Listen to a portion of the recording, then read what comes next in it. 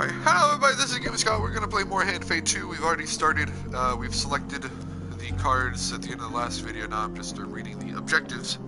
So the High Priestess, we have to collect blessings in order to enter the ritual house at the summit of Mount Priestess and negotiate a treaty with the Northerners there.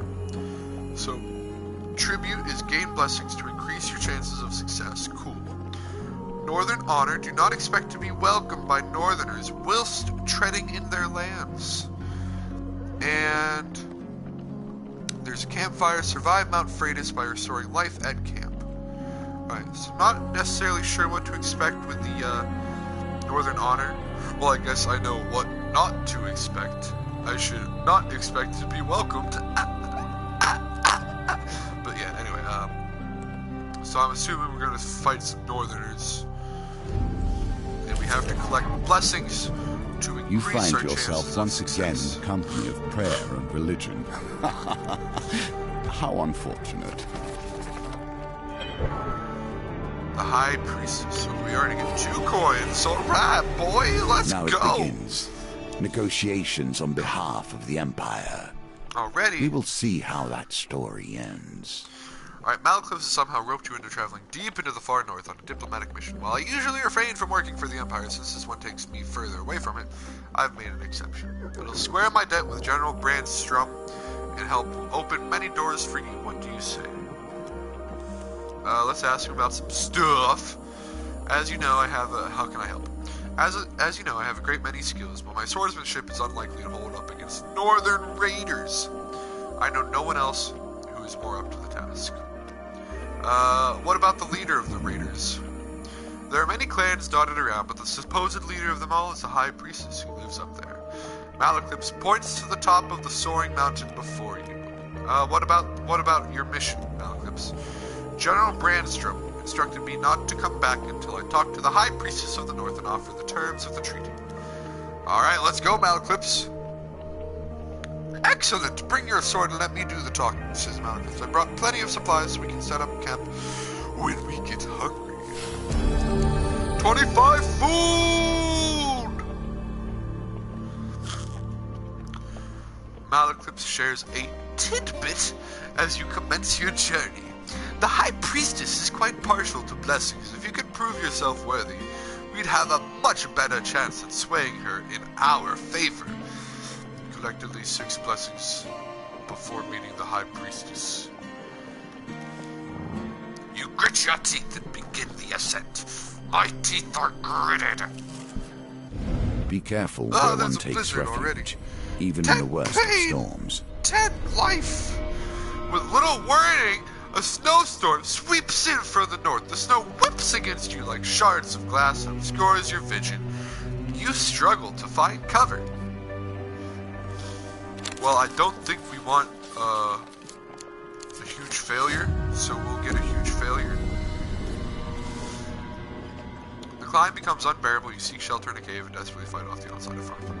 You're alerted to the sound of shuffling footsteps. You can barely make out the silhouettes of the menacing figures who have invaded your shelter. 3 of Frost. They're not the sort you'd want to be in such close quarters with. Alright, 3 of Frost. Not too bad. I don't think we've fought frost monsters yet, though, so it could be too bad. 3 of them could be terrible. You never know. That's why we're playing the game.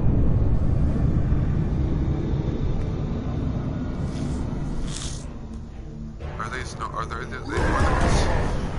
No, there's some Raiders. From the frozen darkness of the far north they come. Northerners can perform combo attacks. Use riposte with single hand weapons to deal extra damage immediately after you defend. Immediately!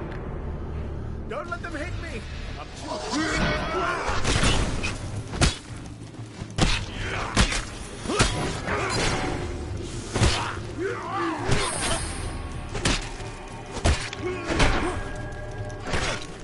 Oh, I defended that balls.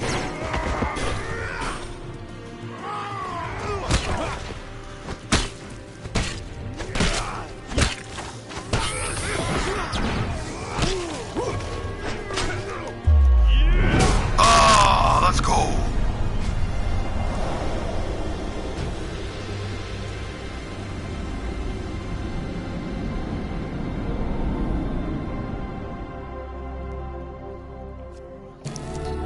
Free food!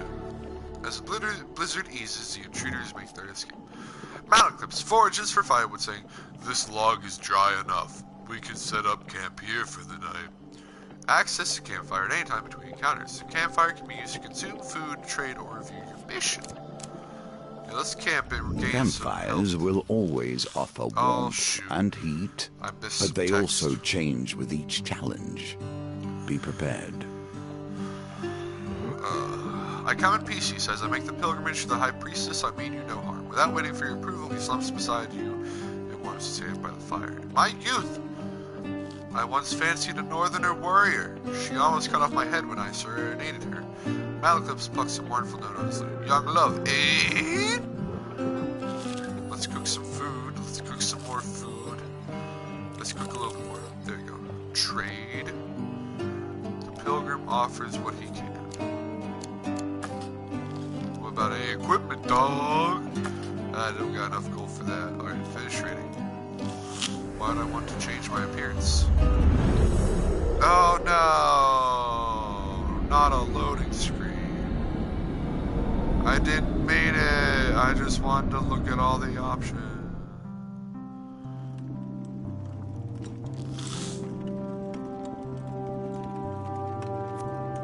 No, I'm happy with that.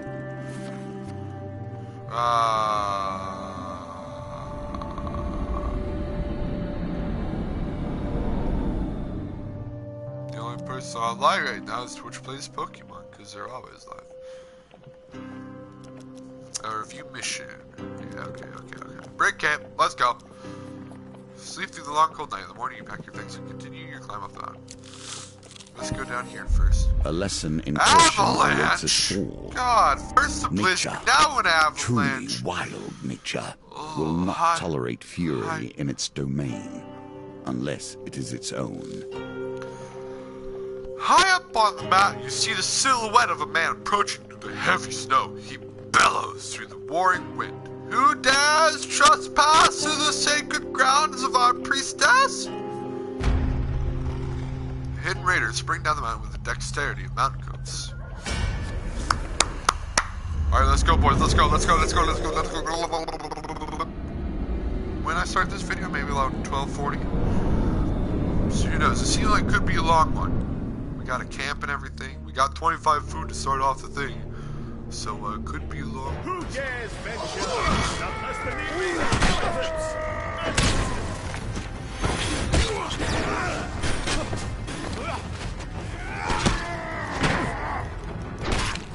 Oh my god, he just attacks me twice in a row.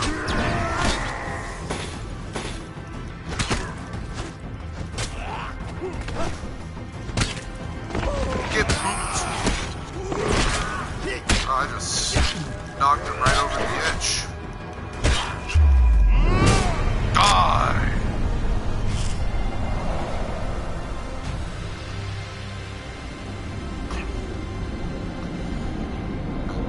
The only bad part about the raiders is that double attack. Like the defendable attack, then like another defendable attack right after. A remnant of the Templars and their religious righteousness.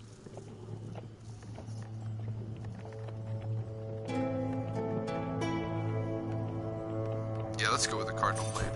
It's -1 damage, but it is a one-hand sword, so we can equip a shield with it. The clash of steel rings out, echoing through the peaks. The mountains answer with a low, ominous rumble as a wall of right rushes towards the melee, sweeping away everything in its path.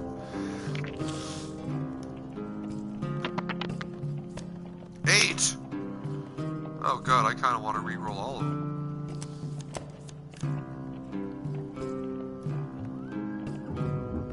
So this is 4, we need 7. Trying to think if it's better to re-roll the 4 or not. Let's just re-roll the 2. 14! Let's go. You seek shelter against a bluff pressing close to the rock face as the avalanche roars overhead. When the trembling stops, you are miraculously unscathed. Your assailant's weapon juts from the snow. As you near, you realize it is still clenched in his hand, his body buried to the wrist by the avalanche. Do we dig him out or just get the weapon? Hey, that's the picture on the card.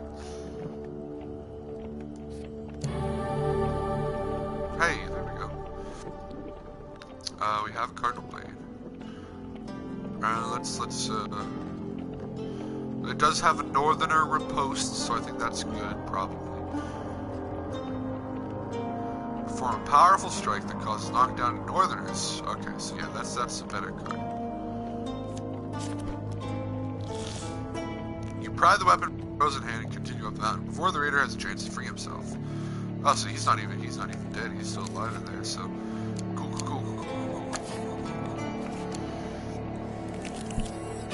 The mountain itself pushes you back. A sudden blizzard slows your progress through Mount Fridas. The bitter winds pierce your skin like shards of glass. Alright, we still want to go over here. With the least of notice, the very lands beneath your feet can slide away. No, not Life again. is filled with surprises. Freaking hell, dude. This mountain. This mountain.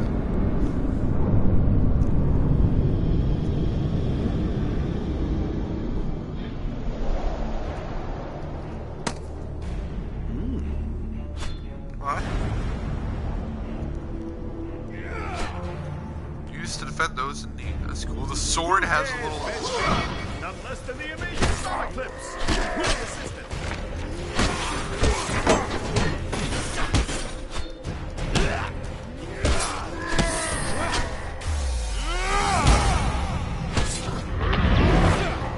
L2 him! Oh, where'd the other go? I didn't even see the second one die. Did he like fall over the edge or something? One equipment from 2. Oh! We could get a better shield, or let's try this ruby ring. Oh, we get to see what it is. Gain 10 max life when you have more blessings and curses. Any number of rings can be equipped at any time. Let's take the bastion. Actually, let's take the ring. Valuable for purely financial reasons, if nothing else. Yeah. Alright, so we have to survive the avalanche. Hey, we did it. Okay, cool. Retrieve the weapon. Warrior's Axe. I would not like to equip that. I have the good shielded, Oh no, I took the ring, that's right. Mages are hard to eradicate at the best of times. We have our ways of hiding from the light. Sorry, I don't want to talk over you, sir. Following Malaclipse's cryptic directions, many of which involve borrowing farm animals, you arrive at the edge of a vast and lonely lake. There you uncover a cave blocked by a door. You must seek out Ira of the Vale in the underneath, the bard had explained as he followed a frightened cow around the previous night. The bespectacled ogre manning the door to the underneath doesn't look up from his book as you approach. 10 food items per entry. Oh god. Oh god.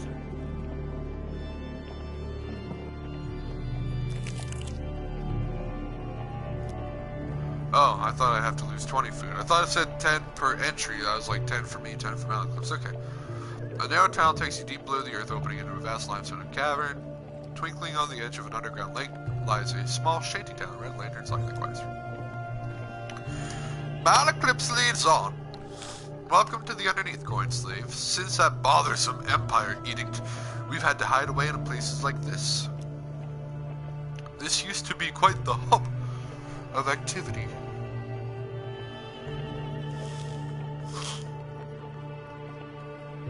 Oh, I got a bunch of... but now he surveys the silent streets grimly. I guess the Empire is increasing its forces. A few mages eye you suspiciously as they pass by. We could peruse the stores. Let's enter the tavern. Malachus breathed in the heady scent of berry wine, smoke, and feathers. Ah, the devil's ears, my home away from home. He pulls out his lute and leaves to serenade the pretty bartender. She tries her best to ignore him. You survey the bar group of burly ogres crowds the two small tables. Meanwhile, a giant fleshy eyeball floats somberly by the windows. Approach the floating eye, of course. The creature watches you approach with interest. A smile breaks out in the knotted flesh at its base. Would you care to dance, small one? It asks solemnly. Oh, sorry. Would you care to dance, small one? What are you? Fleshy tendrils on its underbelly shake heartily. The creature's eye is so large it's difficult to tell whether it is looking at you or somewhere behind you. Ooh, that's something. Ask for a dance. It is a slow circling dance, the creature humming an old harvest song all the while. After some indeterminate amount of time, the dance ends. Ah, the creature sighs. That took me back to my youth. That is an item I kept from the last warrior I ate. It regurgitates an item onto the floor with a clatter. Valued Regis. What would you offer in return? I can give you this if you want. I don't like me no two-handed weapons. This would be lovely. I have little trust in artifacts that breathe, myself. This is garbage defense. Every third step does not consume food. Well, that's cool. Defend adds +1 to weapon charge. Alright, well it has some cool abilities and effects. Alright, leave it be. Approach the ogres. The ogres are arguing jovially about winnings. They seem to be caught up in some kind of dice gambling game. Is this liar's dice hole? Fuck. Ask about the rules. You wish for the rules that the ogre slaps another on the back of it. No rules, just roll the dice. If the dice is bigger than a number I choose, you win. You might want to know, Sellsword, that we are playing for blessings. Oh shit. Oh shit. Aston, the largest ogre throws you the dice and pulls out a shimmering scroll containing the blessing you're playing for. Heroic sacrifice. What? Roll 18 and the spelled scroll will grant you.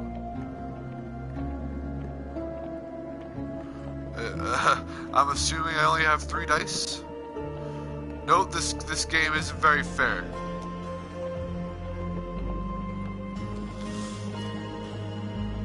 Test. Alright. You don't have any blessings to bet. Uh-oh. Let's buy a round of mead. The dealer reduces his dice gambit by 2.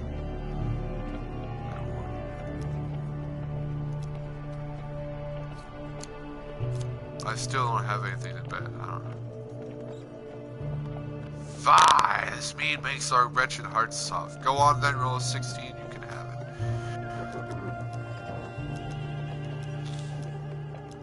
Peruse the stores. Among the abandoned stalls, you find an ancient-looking shop front. Through red lantern light, you read Lilith's oddments. Use stone's directions. There are also signs pointing out a path to curses and blessings. Enter Lilith's. Malcolm sniffs him back. I'm not allowed in there after I stole all those stupid pebbles. With a jangle, you enter the dusty store. You find it filled, shelves, baskets, glass cases, with rocks of various shapes and sizes. The wizened shopkeeper Lilith peers over the counter at you. Inquire about used stones. The shopkeepers look around. Fine. What would you like to buy? Everything is 20 gold apiece. I don't have 20 gold. What about directions, dog?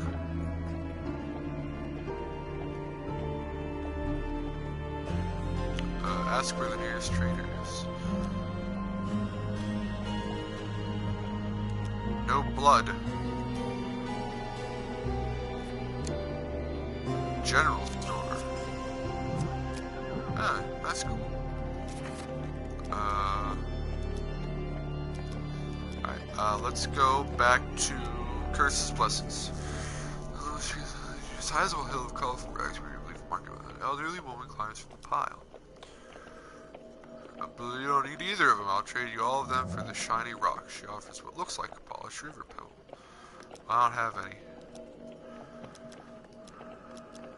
I guess we'll go to Ira. A woman in the robes adorned with silver ornaments greets you at the door. Merc said you come begging for help. Regardless, you are late. Malekith bows with a grin. I have an illness I'm hoping to purchase a cure. Ira of the Vale frowns for a bit before nodding and letting you into her house. You enter the sitting room and the source of the wailing is made clear. A man is locked in a cage, crying in fevered agony. Sores of corruption fester on his body. Without warning, she opens the cage and the man rushes at you, but with surprising strength, Ira subdues the mad, writhing creature. This is the mage Cohen. He thought he could fight off the corruption, but he could not. Ira watches Malekith carefully as Cohen's cries gets more and more guttural. Guttural? What should I do with him? The bard looks away, disgust and fear on his face. He appears close to passing out.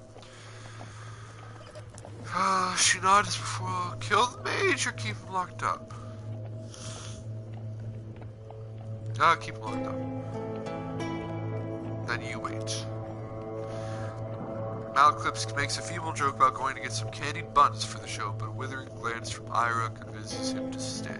The imprisoned mage begins to deteriorate quickly. The sores of corruption spread across his body and blood begins to pour from his mouth. As he throws himself at the cage for the umpteenth time, you know no shred of humanity remains. Ira flings an enchanted card from her hand to the corrupted mage's throat, killing him instantly. You are too weak! She glances at Malekith, who is staring wide-eyed at the dead mage. Both of you. With that dealt with, Ira begins tinkering at a table strewn with dead and shiny things. I do have a cure, but as you know, nothing comes free with our kind. She taps silver dust from a bottle. Save the stolen mage children for me, and I'll give you the cure. Save the stolen mage children. Still, what secrets does your companion hide from you? Those Empire bastards have taken them to some walled fort in the docks of the city. And you better hurry, Ira smiles at Malekith. That illness can't be held at bay for much longer, I'd wager. He was my lover when I was young. Stupid, Ira says matter-of-factly. Nonsense, Malekith shouts. Why, I'm alluring at all ages. You'd be glad to have me still. Ira gives Malekith a severe look and he balks, cowering in his seat. Okay. What is the illness? He hasn't told you? That is not my place to say, but know this, friend of Malekith's. If he doesn't find a cure soon, you are in grave danger. Oh, I get chills. Nonsense! Malekith stands, unstopping a wine bottle nervously. Alright, leave, Iris. We don't have any blessings to bet at the tavern, so I guess we'll leave. I guess we shall leave. Ira of the Vale finds you again, just as you begin your ascent.